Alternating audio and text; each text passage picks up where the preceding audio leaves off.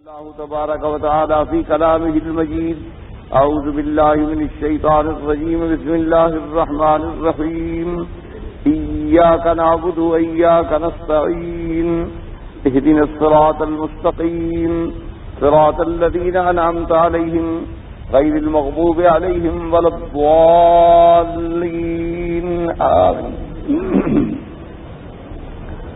الحمدللہ سورۃ الفاتحہ کے اب ہم اس آیت مبارکہ پر ہیں ایاک نعبد و ایاک نستعین۔ تو پہلے جیسے آپ پڑھ چکے ہیں الحمدللہ کہ سورۃ الفاتحہ جو ہے یہ سورۃ مبارک کی پہلی 3 آیتیں جو ہیں اس کے اندر حمد و ثنا ہے، اور آخری 3 آیات مبارک جو ہیں اس کے اندر خالص دعا ہے، اور جو درمیانی آیت مبارک ہے اس میں من وجہ حمد و ثنا ہے اور من وجہ جو ہے دعا ہے۔ یعنی پہلی 3 آیتیں جیسے الحمدللہ رب العالمین الرحمن الرحیم، اس میں خالص حمد و ثنا ہے اللہ، اور ایاک نعبد و ایاک نستعین میں من وجہ جو ہے حمد و ثنا ہے کہ تیری ہی عبادت کرتے ہیں کہ عبادت کے لائق اللہ کے سوا کوئی نہیں، اور من وجہ دعا ہے کہ تجھی سے ہی مدد مانگتے ہیں، تو اس میں بھی من وجہ ثنا اور من وجہ دعا۔ آخری 3 آیات مبارک جو ہیں اس میں خالص دعا ہے اہدنا الصراط المستقیم، ہمیں دکھلا دیجیے سیدھا راستہ، صراط الذین انعمت علیہم غیر المغضوب علیہم ولا الضالین۔ اب اسی میں یہ بات بھی سمجھ رہے ہیں کہ جیسے 3 زمانے ہیں، ماضی، حال اور مستقبل۔ ماضی اس کو کہتے ہیں جو گزر گیا، حال اس کو کہتے ہیں جس میں ہم موجود ہیں، مستقبل اس کو کہتی ہیں جو آنے والا زمانہ ہے۔ تو اب اسی میں دیکھیں کہ جب ہم نے الحمدللہ رب العالمین کا اقرار کیا تو گویا ہم نے اعتراف کیا کہ ماضی میں جب ہم عدم میں تھے تو عدم سے تو نے ہی ہمیں وجود بخشا، اور تو ہی ہمارا رب ہے، اور تو ہی نے ہماری تربیت کی، اور تو ہی رب العالمین ہے۔ اور پھر زمانے حال کا تعلق جو تھا وہ اس میں تھا کہ الرحمن الرحیم، بے حد مہربان اور نہایت رحم والا، کہ جس نے ہماری ہر ضرورت کو پورا فرمایا۔ اللہ تبارک و تعالیٰ نے ہر حال میں ہماری مدد فرمائی، اپنی نعمتیں عطا فرمائی۔ اور آنے والے مستقبل کے بارے میں پھر اسی میں ہم استعانت طلب کرتے ہیں اللہ تبارک و تعالیٰ سے کہ یا اللہ ہم تیری ہی مدد مانگتے ہیں کہ جیسے تو نے ماضی میں اور حال میں ہماری مدد فرمائی ہے، آنے والے زمانے میں بھی اور آخرت میں بھی ہماری مدد فرما۔ تو گویا کہ یہ آیات مبارک جو ہیں ہمارے 3 زمانوں کو مشتمل ہیں، ماضی کو بھی، حال کو بھی اور مستقبل کو بھی۔ اور اسی طرح جب آپ غور کریں گے کہ ماضی میں یعنی ہمیں عدم سے وجود میں لانے والا بھی اللہ ہے، ہمیں پیدا کرنے والا بھی اللہ ہے، ہماری تربیت فرمانے والے بھی اللہ ہیں، ہم پہ رحم فرمانے والے بھی اللہ ہیں، ہم پہ مہربانی فرمانے والے بھی اللہ ہیں، تو اب عقلی اور فطری تقاضا کیا نکلا، نتیجہ کیا نکلا کہ عبادت کے لائق بھی پھر صرف اسی کی ذات ہے۔ اس لیے آگے آیا ایاک نعبد و ایاک نستعین، تیری ہی عبادت کرتے ہیں اور تجھ ہی سے مدد مانگتے ہیں۔ اب سمجھیں عبادت کس کو کہتے ہیں اور عبادت کا مفہوم جو ہے وہ کیا ہے۔ یوں سمجھ لیں خلاصے کے طور پر تاکہ بات آسانی سے خدا کرے سمجھ آ سکے، عبادت کا معنی یہ ہوتا ہے کہ کسی کی غایت تعظیم اور کمال محبت کے سبب اس کے آگے اظہار بندگی اور عاجزی کرنا، اس کا معنی ہے عبادت۔ کیا معنی؟ مقصد یہ ہے کہ اگر کوئی زور سے، ڈنڈے کے زور سے کرائے تو اسے تو ہم عبادت نہیں سمجھیں گے، یعنی اس ذات سے کمال محبت بھی ہو اور وہ ذات ہمیں انتہائی محبوب بھی ہو، تو جب کمال محبت اور انتہائی محبوب ہوگی تو اس کے آگے جھکنا، اس کے آگے عاجزی، تذلل، اس کی تعظیم، اس کی عظمت کا اعتراف، یہ ہے معنی عبودیت کا۔ اس لیے ہمیشہ یاد رکھیں کہ عبادت کا معنی ہی اچھا، اب عبادت کا معنی صرف نماز نہیں ہوتا، بلکہ نماز ہے، روزہ ہے، حج ہے، زکوٰۃ ہے، اللہ کا ذکر ہے، تلاوت قرآن پاک ہے، اللہ کے اوامر پہ چلنا ہے، اللہ کے نواہی سے رکنا ہے، یہ تمام چیزیں جو ہیں یہ عبادت کو شامل ہو جاتی ہیں۔ اس لیے ہمیشہ ایسے بات اچھا، اب جب نماز آ گئی تو نماز کے تمام ارکان جو ہیں اسی میں آ گئے۔ کیا مانا؟ رکوع بھی عبادت ہے، سجدہ بھی عبادت ہے، ہاتھ باندھ کے کھڑے ہونا یہ بھی عبادت ہے، اس کے حمد و ثنا کا اعتراف کرنا یہ بھی عبادت ہے، اسی کا ذکر کرنا یہ بھی عبادت ہے۔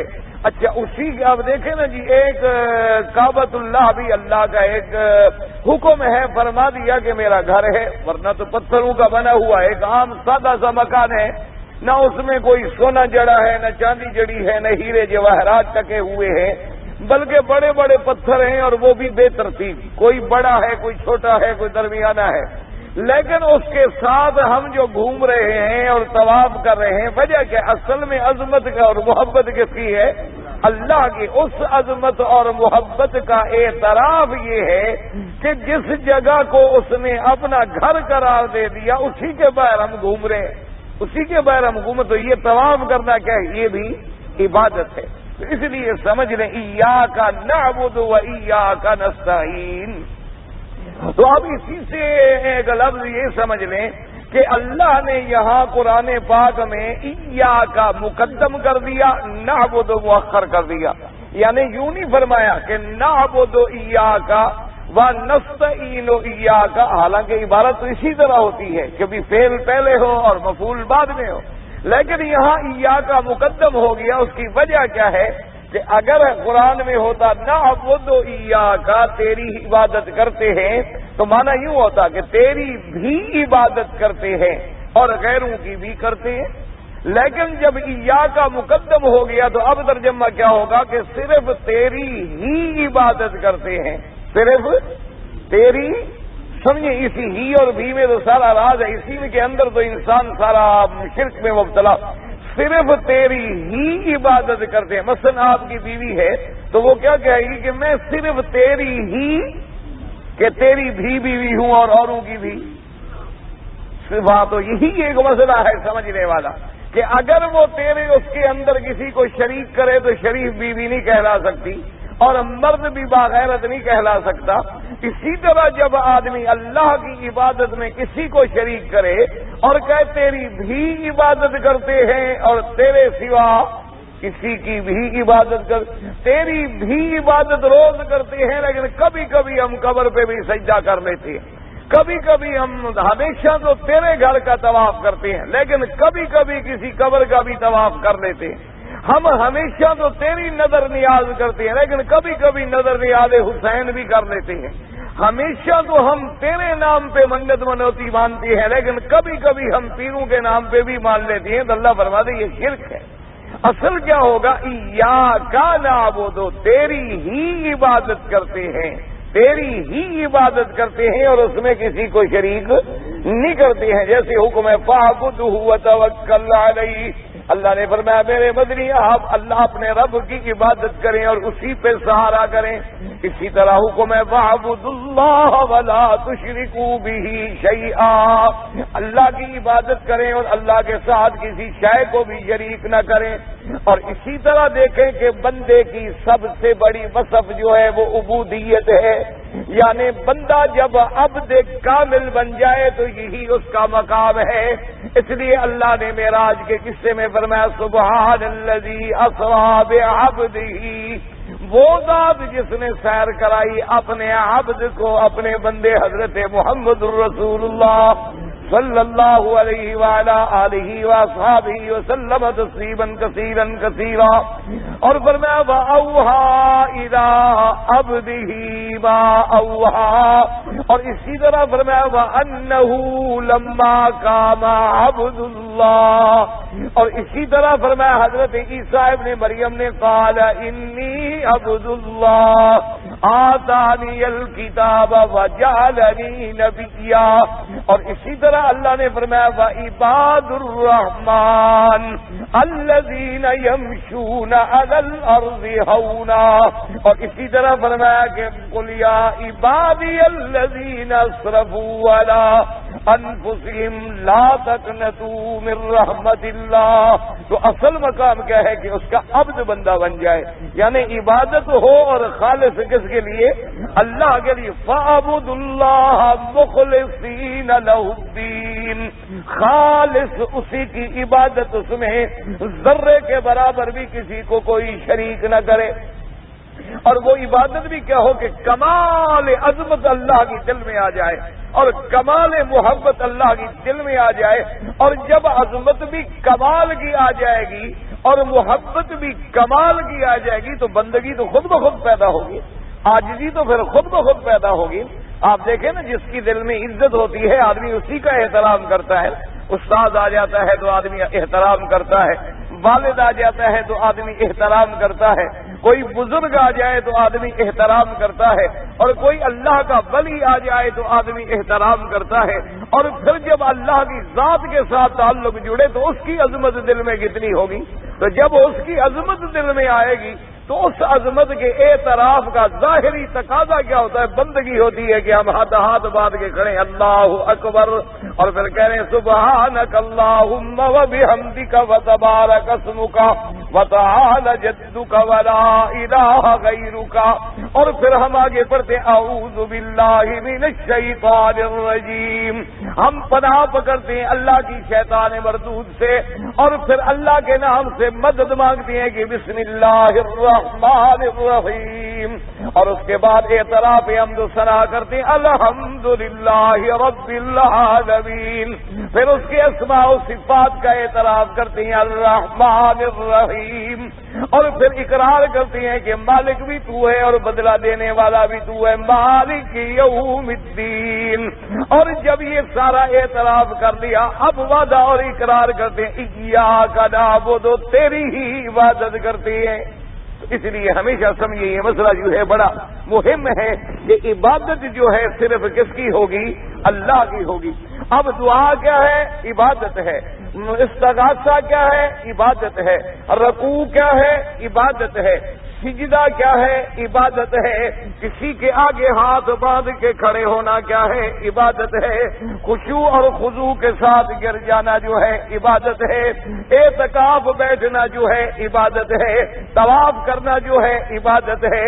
اللہ کے نام پہ قربانی کرنا جو ہے عبادت ہے۔ نظر نیاز منت منوتی کرنا دینا جو ہے یہ عبادت ہے۔ اب یہ کس کے نام پہ ہوگی؟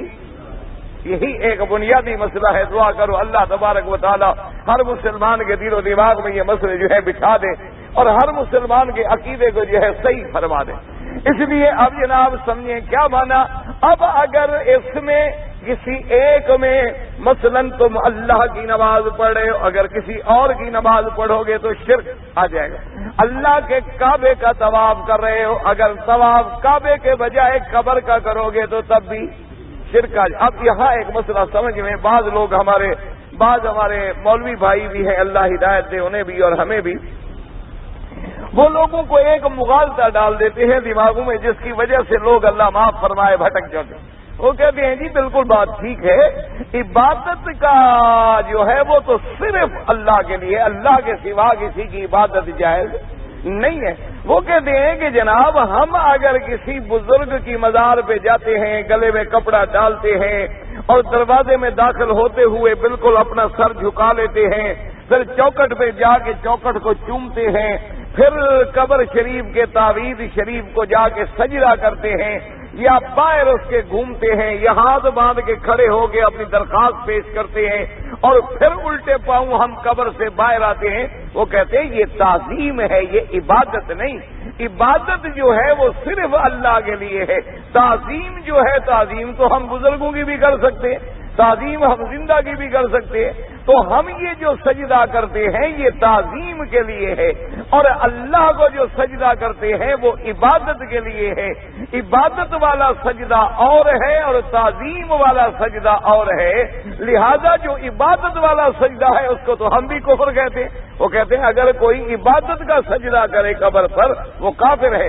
یہ جو ہم سجدہ کرتے ہیں یا جھکتے ہیں یا طواف کرتے ہیں یا پھولوں کی چادریں چڑھاتے ہیں یا اس کے آگے ہاتھ باندھ کے کھڑے رہتے ہیں، یہ تعظیم ہے، یہ عبادت نہیں ہے۔ یہ جب مغالطہ دیتے ہیں تو لوگ اسی دھوکے میں آ جاتے ہیں، وہ سمجھتے ہیں کہ ہاں بھائی ٹھیک ہے، وہ تو ہے عبادت اور یہ ہے تعظیم۔ اچھا، اب اسی کو مسئلہ سمجھ لیں۔ ایک دفعہ صحابہ نے آ کر میرے آقا سرکار مدینہ صلی اللہ علیہ وسلم اللہ کے کروڑوں صلاۃ و سلام کی خدمت میں ایک عرض کیا۔ صحابہ نے کہا کہ آقا، ہم جب جاتے ہیں دوسرے ملکوں میں تو وہاں ہم نے رواج دیکھا ہے کہ لوگ اپنے بادشاہ کے دربار میں جب جاتے ہیں تو پہلے جھکتے ہیں، سجدہ کرتے ہیں، اور پھر ہاتھ باندھ کے بادشاہ کے سامنے کھڑے ہوتے ہیں، اور پھر اس وقت تک سر نہیں اٹھاتے جب تک بادشاہ ان کو بولنے کی اجازت نہ دے۔ تو بڑا وہاں جو ہے اس انداز میں ان کا یعنی داخلہ ہوتا ہے۔ تو آپ تو ہمارے دنیا کے بھی بادشاہ ہیں اور دین کے بھی بادشاہ ہیں، آپ ہمیں اجازت دیں کہ ہم بھی جب آپ کے دربار میں داخل ہوں تو آپ کا سلام کریں اور آپ کا سجدہ کریں اور آپ کی تعظیم بجا لائیں اور آپ کے آگے ہاتھ باندھ کے کھڑے ہوں، آپ ہمیں یہ اجازت دیں۔ سوال کرنے والے صحابہ ہیں اور پوچھ کس سے رہے ہیں؟ حضرت محمد رسول اللہ سے۔ بات دماغ میں رکھیں اور سمجھیں۔ اب ایمان سے کہیں کہ صحابہ جو پوچھ رہے تھے حضور کی تعظیم کے لیے پوچھ رہے تھے یا عبادت والے سجدے کا پوچھ رہے تھے؟ یعنی وہ حضور کی عبادت کرنا چاہتے تھے، یا دنیا میں جو لوگ بادشاہوں کو سجدے کرتے ہیں یا جھک کے سلام کرتے ہیں یا کورنش بجا لاتے ہیں، یا آپ کے ملک میں جیسے لوگ وڈیرے کو سردار کے پاؤں پہ ہاتھ رکھتے ہیں یا باپ کے پاؤں پہ ہاتھ رکھتے ہیں یا اپنے پیر کے پاؤں پہ ہاتھ رکھتے ہیں، تعظیم ہے یا عبادت ہے؟ تعظیم کی وجہ سے کرتے ہیں۔ اب صحابہ کا سوال بھی تعظیم والے سجدے کے بارے میں تھا کہ عبادت والے سجدے کے بارے میں تھا؟ حضور نے فرمایا خبردار، حضور نے فرمایا کہ میرے صحابہ خبردار، انی لآمر احدا ان یسجد لاحد، خبردار اگر میں کسی کو سجدے کرنے کی اجازت دیتا یا کسی کو کسی غیر کے لیے اللہ کے سوا سجدے کا حکم دیتا تو میں بیوی کو حکم دیتا کہ وہ اپنے خاوند کا سجدہ کرے۔ اچھا، بیوی جب خاوند کا سجدہ اگر حکم بھی ہوتا تو عبادت سمجھ کے کرتی یا تعظیم کے لیے کرتی؟ تعظیم کے۔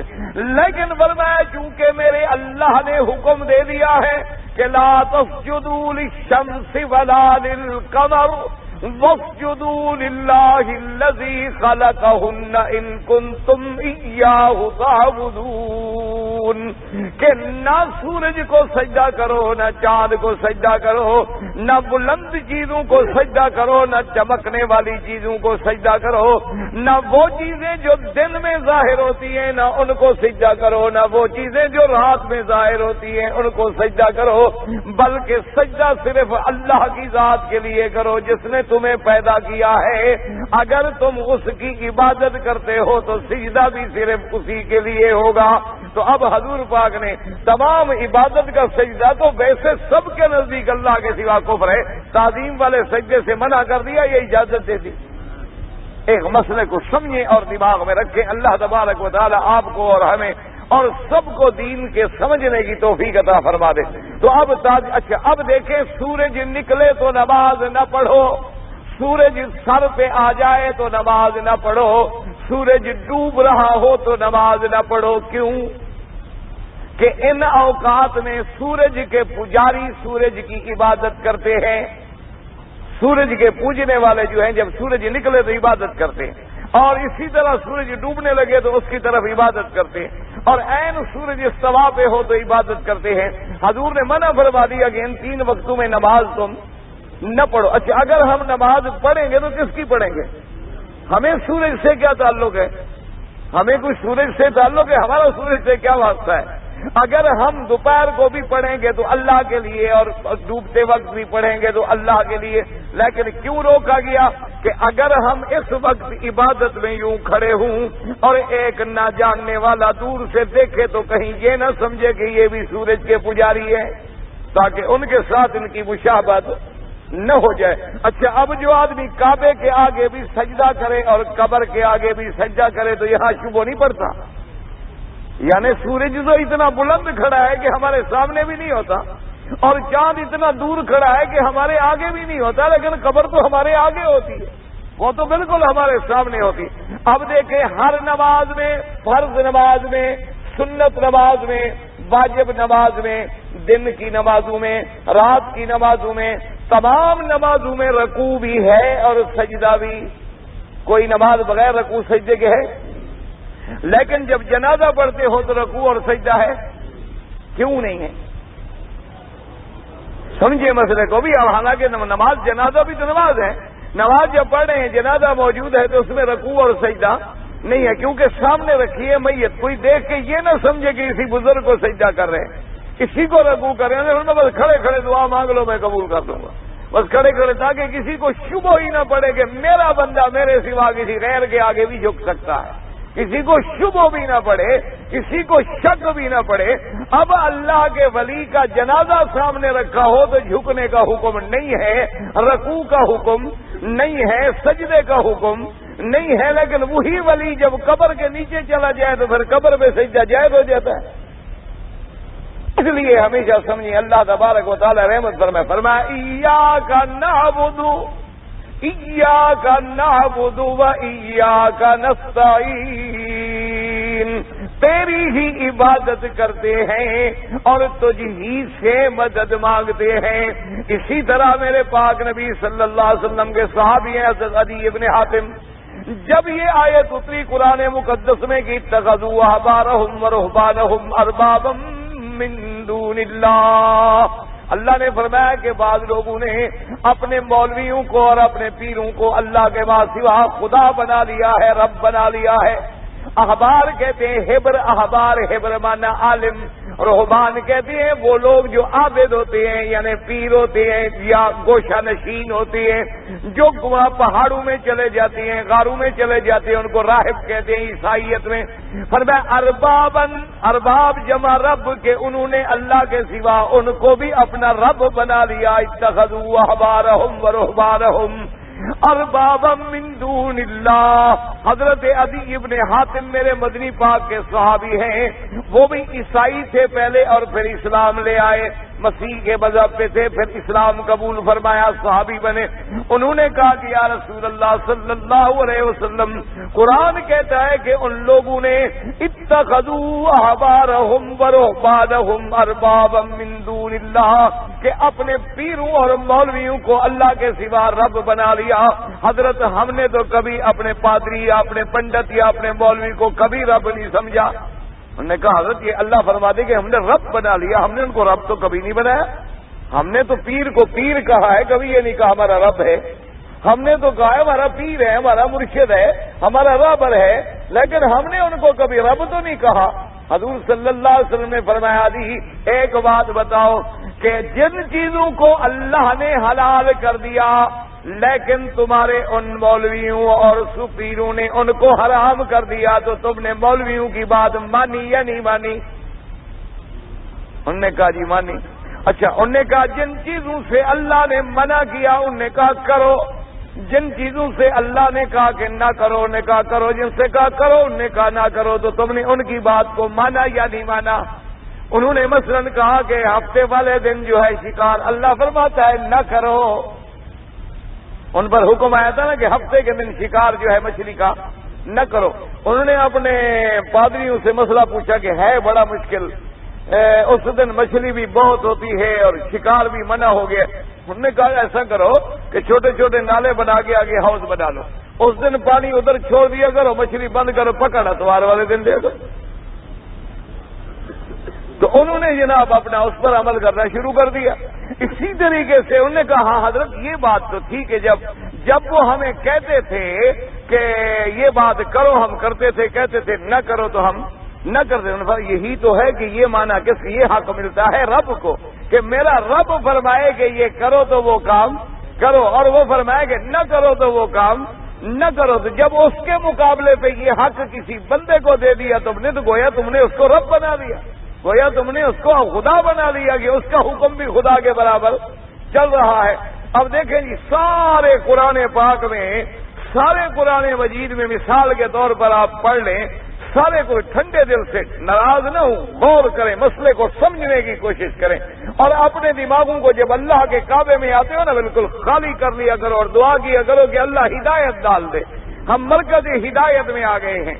اب ٹھنڈے دل سے کوئی میرا بھائی بریلوی ہے، کوئی صوفی ہے، کوئی بزرگ ہے، کوئی مولوی ہے، وہابی ہے، کوئی ہے، ٹھنڈے دل سے غور کریں کہ الف سے لے کر والناس تک پورے قرآن پاک میں کسی جگہ اللہ نے یا اللہ کے رسول نے 11ویں کرنے کا حکم دیا ہے، عرس شریف کرنے کا حکم دیا ہے، تیجا 7واں 10واں کرنے کا حکم دیا ہے، 7 جمعراتیں اور کل خانیاں اور 40ویں کرنے کا حکم دیا ہے، 10 دن محرم میں سیاہ کپڑے پہننے کا اور 4 پائیاں الٹی بچھانے کا حکم دیا ہے.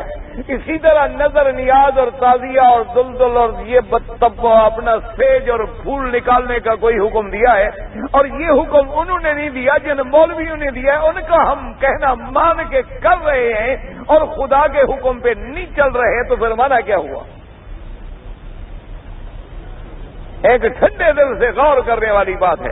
پورے قرآن مقدس میں اللہ نے فرمایا کہ میرے سوا کسی کا سجدہ جائز نہیں ہے، لیکن انہوں نے کہا کہ بھائی نہیں، وہ سجدہ الگ ہے، یہ سجدہ الگ ہے، وہ سجدہ عبادت کا ہے، یہ سجدہ تعظیم کا ہے، وہ طواف کعبے والا عبادت کا ہے، قبر والا تعظیم کا ہے. اور خدا کے بندے جو طواف کعبے کا کرتا ہے تو کعبے کی تعظیم مقصود نہیں ہوتی، اللہ کی عظمت مقصود نہیں ہوتی، اور قبر کا کرے گا تو قبر کی بھی تعظیم اور عظمت.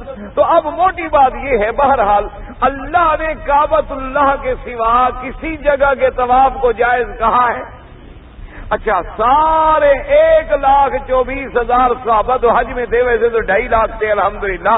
تمام صحابہ میں سے کسی نے، آل بیت رسول پاک نے، حضور کے بیویوں نے، حضور کی بیٹیوں نے، حضور کے نواسوں نے، تمام جتنے مقدسین لوگ گزرے ہیں، اللہ ان پہ کروڑوں رحمتیں فرمائے، اگر کوئی مائی کا لال دکھلا دے کہ انہوں نے میرے مدنی پاک کے روضہ مبارک یا قبر مبارک کا طواف کیا ہے، یعنی ان کے دل میں حضور کی عظمت نہیں تھی، تعظیم، یعنی وہ حضور کی تعظیم نہیں کرنا جانتے تھے، ہم تعظیم جانتے ہیں. ہم اگر جالیاں چومیں تو تعظیم ہے، اور انہوں نے نہیں چومی تو ان کے دلوں میں یعنی تعظیم نہیں تھی، ان کے دلوں میں حضور کی محبت نہیں تھی. ہم اگر سجدہ کریں تو تعظیم ہے، ابو بکر، عمر، عثمان، علی کو یہ مسئلہ سمجھ نہیں آیا، حسن حسین کو یہ مسئلہ سمجھ نہیں آیا، 2.5 لاکھ صحابہ کو یہ مسئلہ سمجھ نہیں آیا، بی بی فاطمہ الزہرا، بی بی عائشہ کو یہ مسئلہ سمجھ نہیں آیا. اور 600 سال گزرنے کے بعد بعض بدعت والے لوگوں کو یہ مسئلہ سمجھ آ گیا اور انہوں نے دنیا کو پوری گمراہی کے راستے پہ ڈال دیا. آخر وجہ کیا ہے؟ ایک موٹی سی بات یاد رکھیں، اللہ تبارک و تعالیٰ یاد کر. اب دیکھیں تمام صحابہ نے ساری زندگی آخر خیرات بھی کی ہے، صدقات بھی کیے ہیں، اللہ کے راستے میں جان مال سب کچھ لٹا دیا ہے. کیا انہوں نے بھی کبھی اللہ کے سوا کسی نبی، کسی پیغمبر، کسی فرشتے کی نظر نیاز مانی تھی؟ اچھا، اب جناب آپ رمضان شریف میں کتنے دن اعتکاف بیٹھتے ہیں؟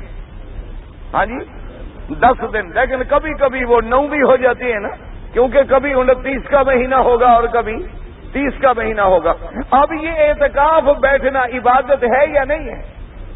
رمضان المبارک میں یا آگے پیچھے بھی اللہ کے گھروں میں اعتکاف بیٹھنا عبادت ہے نہیں؟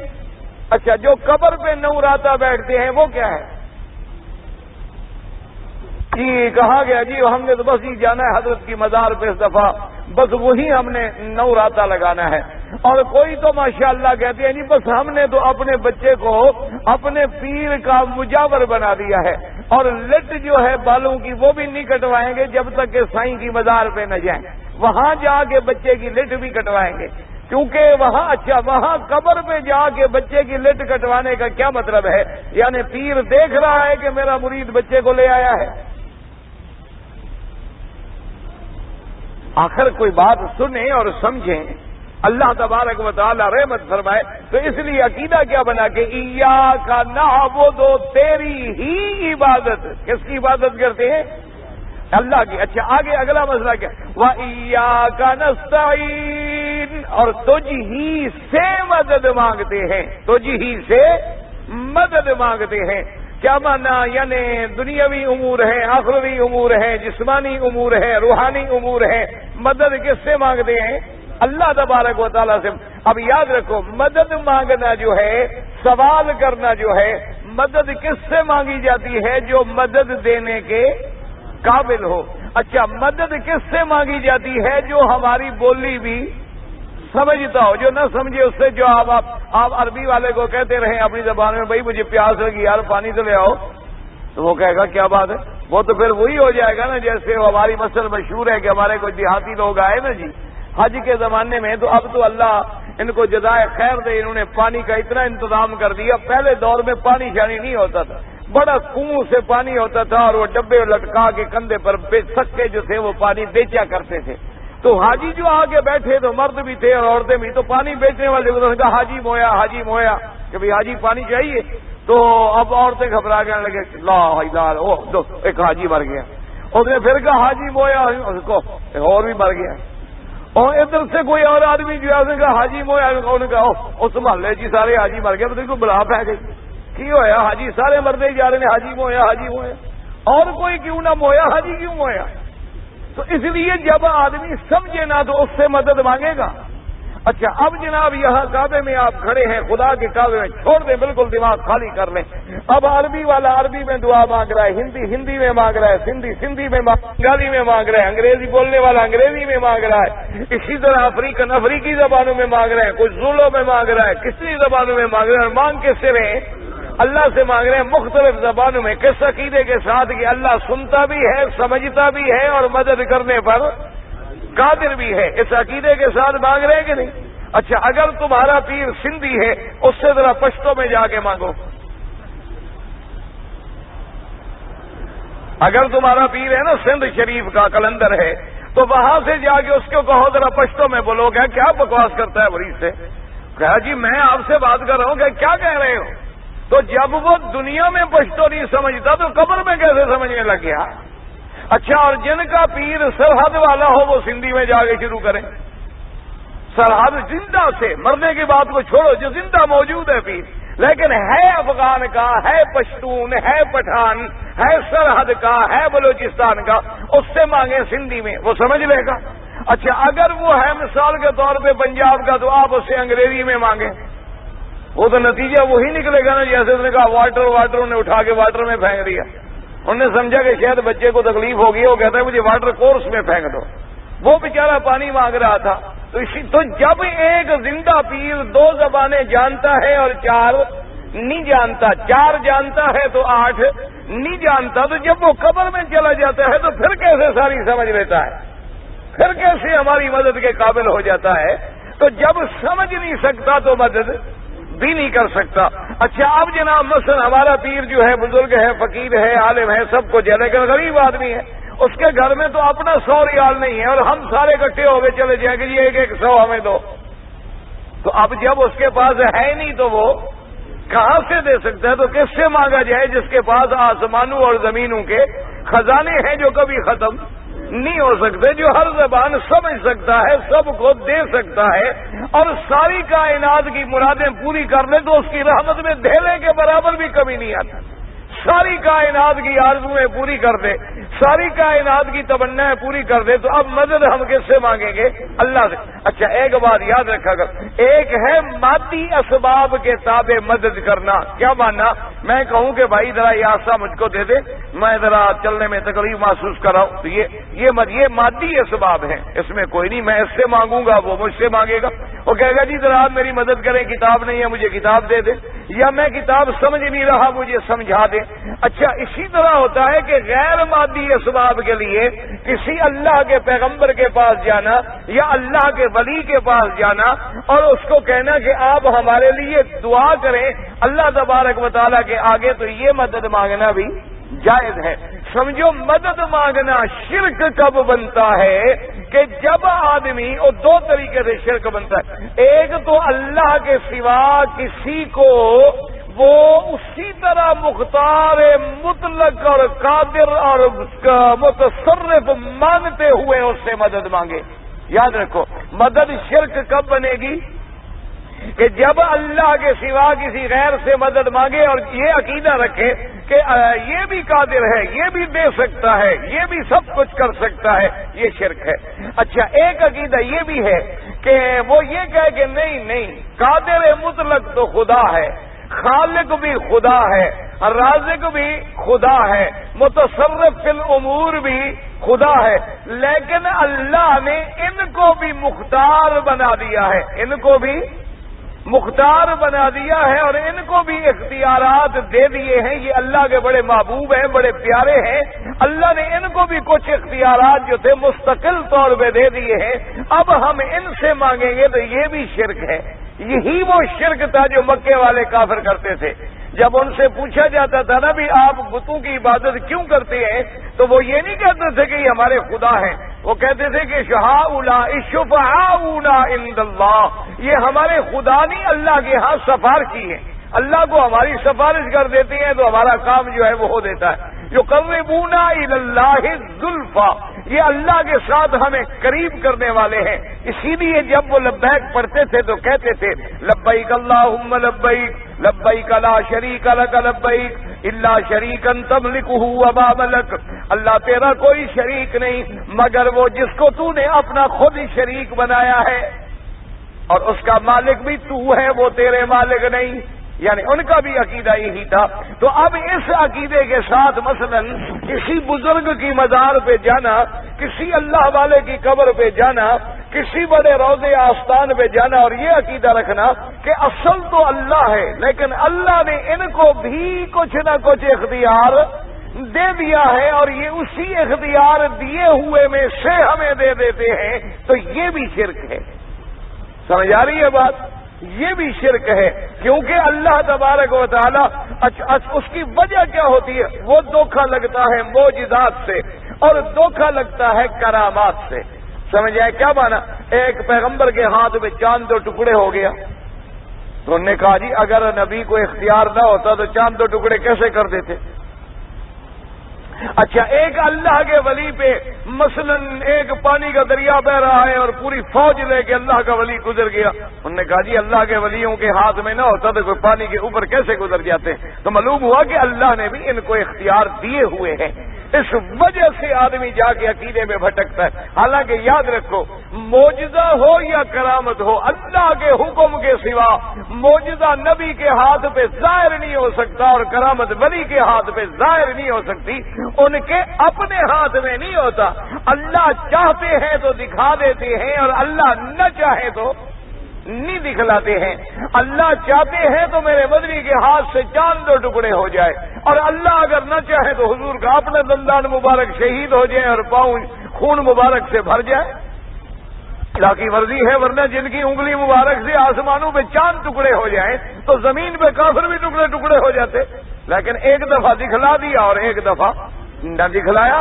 ایک دفعہ دکھلا دیا کہ آپ نے اپنا ہاتھ مبارک رکھا تو 1500 آدمی نے پانی ایک پیالے سے پی لیا، اور ایک دفعہ نہ دکھلایا تو حضور صلی اللہ علیہ وسلم کئی دن فاقے سے رہے، کئی دن سے آپ کو بھوک کی تکلیف برداشت کرنی پڑی۔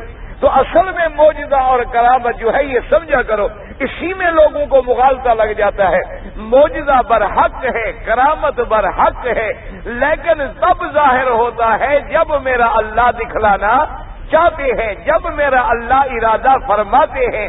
نہ معجزہ نبی کے اپنے ہاتھ میں ہوتا ہے اور نہ کرامت ولی کے اپنے ہاتھ میں ہوتی۔ اب دیکھیں مکے والے سارے آ گئے کہ جی آپ ہمیں یہ معجزہ دکھائیں، آپ ہمیں یہ معجزہ دکھائیں، آپ ہمیں یہ معجزہ دکھائیں۔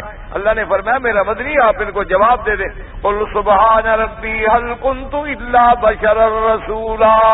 انہوں نے کہا ہے کہ کافر معجزے مانگنے والوں، رب میرے کی ذات پاک ہے، میں تو ایک بشر ہوں اور اللہ کا بھیجا ہوا پیغمبر ہوں، میرے اپنے ہاتھ میں نہیں ہے، وہ جب چاہیں گے میں وَمَا كَانَ لَنَا أَن نَّأْتِيَكُم بِسُلْطَانٍ إِلَّا بِإِذْنِ اللَّهِ۔ تمام پیغمبروں نے کہہ دیا کہ اے کافرو، ہمارے اپنے ہاتھ میں معجزے نہیں ہے کہ ہم اللہ کے حکم کے بغیر لے کر تمہیں دکھلا دیں یا تمہارے مطالبے پورے کر دیں۔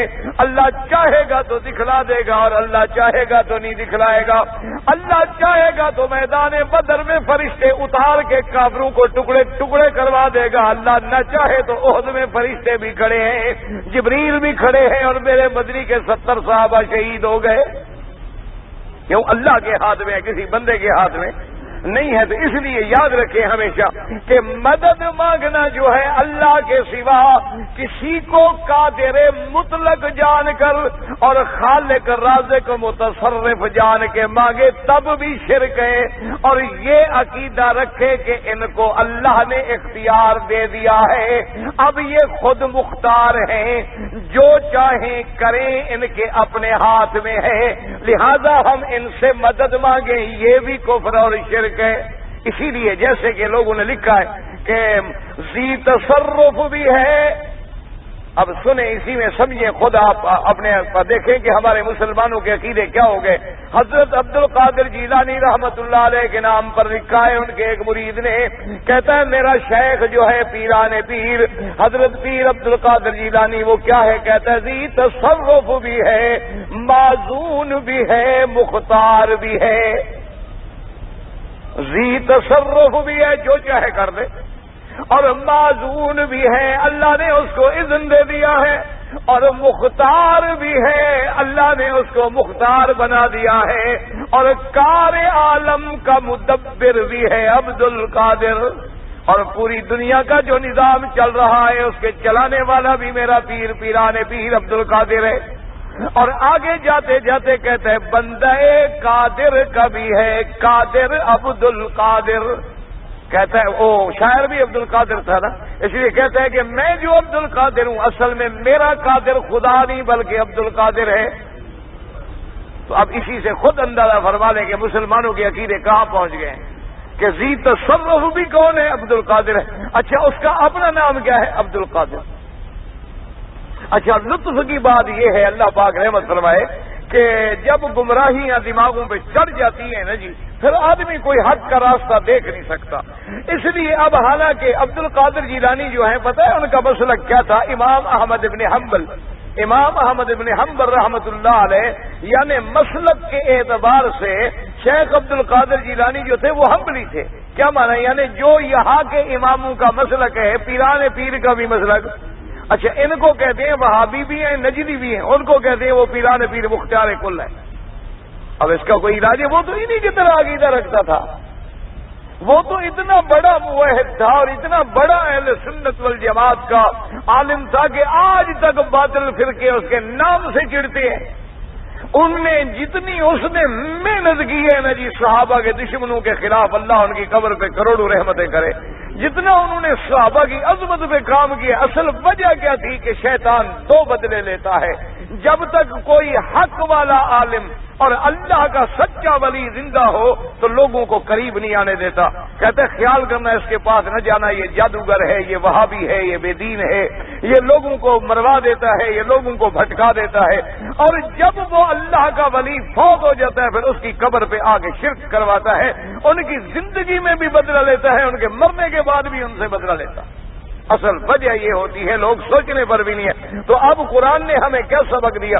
ایاک نعبد، تیری ہی عبادت کرتے ہیں، و ایاک نستعین، اور تجھ ہی سے مدد مانگتے ہیں۔ کس سے مدد مانگتے ہو بھائی؟ ہاں جی، اللہ کے کعبے میں آج دل سے آج تو کہہ دو، مدد کس سے مانگتے ہیں؟ اچھا، اور جو یا علی مشکل کشا وہ کس سے مانگتے ہیں؟ یا علی مشکل کشا کا من اللہ ہے۔ نہ ایمان سے کہو یا علی مشکل کشا کہتے ہیں کہ نہیں کہتے؟ اچھا جب کشتی لڑتے ہیں، پہلوان لڑتے ہیں، مقابلہ ہوتا ہے تو نعرہ علی کا لگاتے ہیں نہیں لگاتے؟ نعرہ حیدری لگاتے ہیں کہ نہیں لگاتے؟ ایمان سے کہو نہیں لگاتے؟ اچھا جب یہ نعرہ لگاتے ہیں تو کیا عقیدہ ہوتا ہے؟ حضرت علی سن رہے ہیں یا نہیں سن رہے؟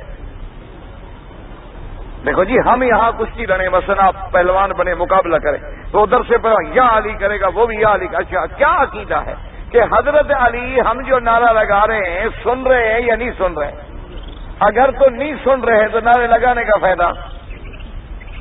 ہاں جی ویسے معلوم ہوتا ہے تمہارے تعلقات بہت اچھے ہیں حضرت علی سے۔ حضرت حسین کی تو نہیں سنی؟ حضرت حسین شہید ہوئے کہ نہیں ہوئے؟ کہ نہیں ہوئے؟ ہوئے۔ ایک آدمی، دو آدمی یا 72 پورا خاندان، وہاں تو مشکل کشا بن کے تشریف نہیں لے گئے۔ تمہارے ساتھ اچھے تعلقات ہیں، میرے خیال میں بیٹے پہ ناراض تھے۔ عقل کی بات کرو، کوئی سوچو آخر۔ اچھا اب جناب چلو، اب نعرہ جو آپ نے لگایا ہے تو اب اگر حضرت علی رضی اللہ تعالیٰ عنہ اس نعرے کو نہیں سن رہے تو پھر نعرے مارنے والا بڑا بے وقوف ہے، اس کو بلایا جائے جو سنتا ہی نہ ہو۔ اچھا اگر یہ عقیدہ ہو کہ سن بھی رہے ہیں تو صرف سننے سے بھی تو کام نہیں بنتا نا جی، سنے تو تیرے مدد نہ کر سکے پھر اس کو پکارنے کا فائدہ؟ تو پکارا تو تب جاتا ہے جب سنے بھی۔ اچھا سن رہا ہے وہ لیکن زبان سمجھ نہیں رہا تو پھر بھی پکارنے کا کوئی فائدہ نہیں ہے۔ تو سنے بھی سمجھے بھی اور تیری مدد کو وہاں اپنی قبر مبارک سے فوراً تیرے کھاڑے میں پہنچے اور تیری مدد بھی کرے۔ اچھا اب دونوں نے جو حضرت علی کو پکارا ہے، ایک گر گیا اور ایک جیت گیا، ایک ہار گیا، پتہ نہیں ان کی مدد کی، اس کی شاید مدد، یعنی اس سے راضی تھے، اس سے ناراض تھے، اس کی مدد نہیں کی، اور نعرہ وہاں بھی سن لیا۔ اور اچھا ایک دن میں کتنی لوگ نعرہ لگاتے ہیں تو سب کا سن لیا، یہ صفت کس کی تھی؟ تو اب اس سے بڑا کوئی شرک آئے گا؟ اچھا اسی طرح ایک آدمی کہتے ہیں یا اللہ یا اللہ یا اللہ، کیا عقیدہ ہوتا ہے؟ ایمان سے کہو، ٹھنڈے دل سے خدا کے کعبے میں ہو، پھر قیامت میں یہ نہ کہنا کہ ہمیں توحید کا سبق کسی نے سمجھایا نہیں تھا، باقی مانو نہ مانو تمہاری مرضی۔ توحید کا سبق کڑوا بڑا ہوتا ہے، انبیاء علیہ السلام کے راستے میں کانٹے بچھا دیے گئے تو ہم کس بات کی مولی ہیں، لیکن بات سنیں اور سمجھیں۔ اب ہم کہتے ہیں مثلا یہاں بیٹھے ہیں، کہیں بیٹھے ہیں، ہم کہتے ہیں یا اللہ مدد، مثلا ہم کہتے ہیں، تو کیا عقیدہ ہوتا ہے کہ جب ہم نے یہ پکارا ہے تو اب خدا نے سنا ہے اور ہماری درخواست کو بھی سمجھا ہے اور پھر ہماری مدد کرنے پر بھی قادر ہے، یہ عقیدہ ہوتا ہے کہ نہیں؟ اچھا اب نمبر 2، اب ہم کہتے ہیں یا رسول اللہ، اب کیا عقیدہ ہے؟ آپ مجھے سمجھا دیں، میں تمہاری بات ماننے کے لیے تیار ہوں، تم میری نہ مانو میں تمہاری مانتا ہوں۔ اب ایک آدمی کہہ رہا ہے یا رسول اللہ یا رسول اللہ یا رسول اللہ یا نبی یا رسول اللہ، تو اس کا کیا عقیدہ ہے؟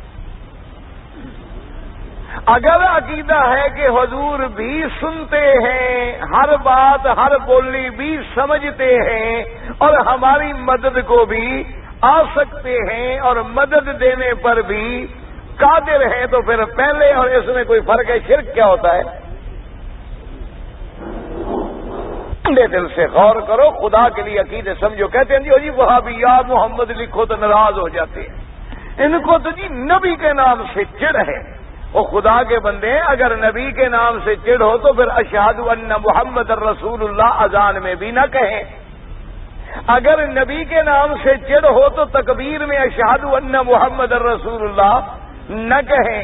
اگر نبی کے نام سے چڑ ہو تو جمعہ کے خطبے میں ان اللہ و ملائکتہ یصلون علی النبی اور یہ آیت پڑھ کے درود بھی نہ پڑھیں۔ اگر حضور کے نام سے ضد ہو تو اپنی نماز میں اشہد ان محمد عبدہ ورسولہ بھی نہ پڑھیں۔